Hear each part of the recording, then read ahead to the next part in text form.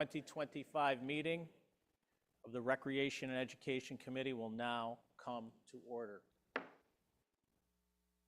Will the clerk please call the roll?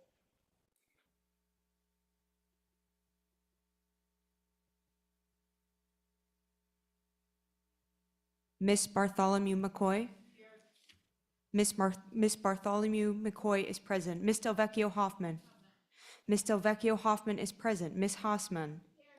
Miss Hassman is present. Mr. Johns. Mr. Johns is present. Mr. McCabe.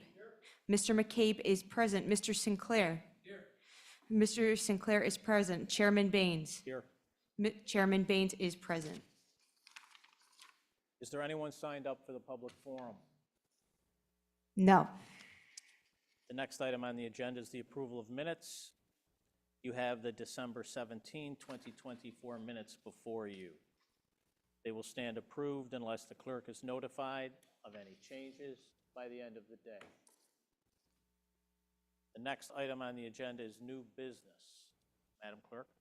250008, authorized contracts with Labella Associates, DPC, and M/E Engineering, PC, for Seneca Park Zoo, facilities and grounds architectural and engineering term services. Moved by legislator Bartholomew McCoy, seconded by legislator Hasman. Is there any discussion? Legislator Hasman. And on what the ADA compliance will include in this project? Through the chair, again, this is a request to authorize a term service engineering agreement, which DES utilizes approximately between 10 to 12, all approved by your honorable body. And there are 4 small-scale projects, and they could include a whole host of services, engineering and architecture services, and some of which may include review of compliance with New York State Building Code and ADA requirements. So at a county facility, if there is an issue or we need a space evaluated for compliance, a consultant like this could perform that task and provide any remedial recommendations and designs. Anything further? All those in favor, please signify by saying aye. Aye. Any opposed? The item carries. Next item, please. 25-0009, authorize a contract with Cambridge 7 Associates Architects, PC, for professional design services for the Seneca Park Zoo Tropical Exhibit and Main Entry Plaza project. Moved by legislator Bartholomew McCoy, seconded by legislator Hasman. Is there any discussion? Legislator Sinclair. And the administration commit to providing this honorable body with quarterly fundraising reports in relation to their commitments for the project. It's important to ensure that taxpayers are not left on the hook in the event the Zoo Society is unable to raise their committed amount, and we need to stay up to date with our efforts to do so.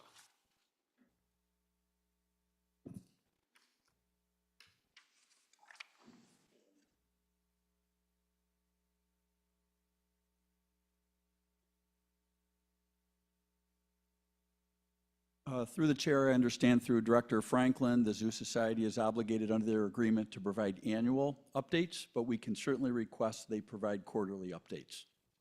Great, thank you. Yield. Anything further? Legislator Bartholomew McCoy. Yes, just a comment. I want to say thank you to the administration, through you, Chair. This is an amazing, amazing expansion that the zoo is doing. I encourage people to go to the Seneca Park Zoo website under their Wilder Vision campaign. You can see renditions of the project that is coming to fruition. And I just want to say to the team, press conference and all of the information that you were able to share with us. Yield the floor. Thank you. Further? I have one question. In the event, 2 actually, in the event that the Zoo Society is unable to meet its objectives fundraising, the county will make up the difference, or no? How will that difference be made up?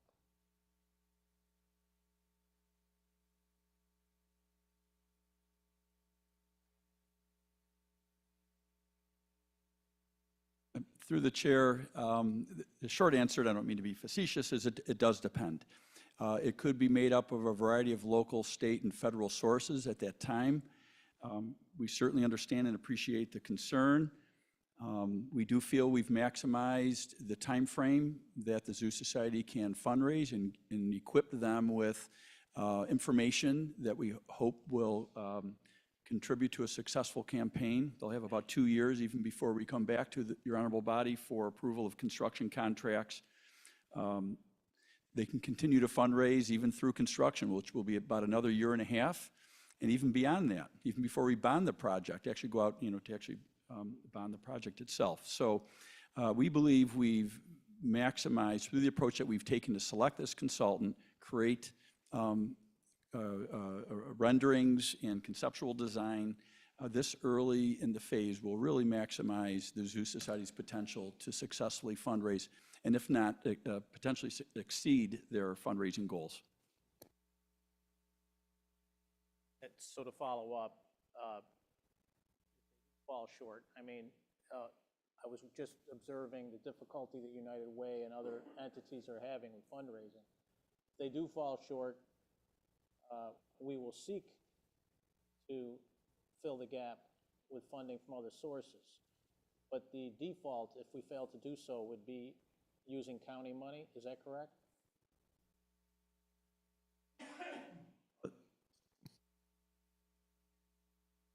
Through the chair, yes, to execute the construction contracts, it would require a commitment of county funding if the Zoo Society was short in their fundraising goals. But again, that decision is up to this honorable body to award those construction contracts. Thank you.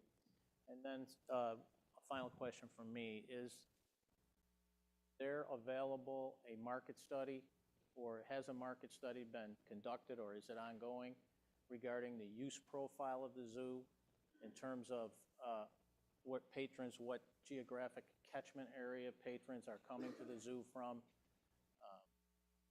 say, a 7-county area to a larger Western New York?